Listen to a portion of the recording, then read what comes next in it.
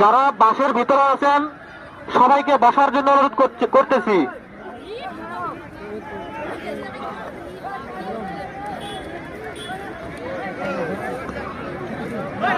কমিটির বক্সের সামনে থেকে একটু সাইডে দাঁড়াইতে অনুরোধ করছি।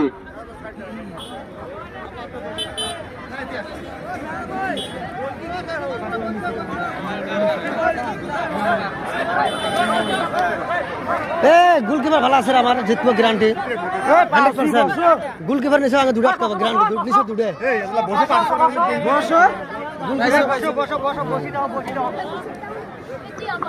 দর্শক মন্ডলী, আপনারা কেউ মাঠের ভিতরে প্রবেশ করবেন না।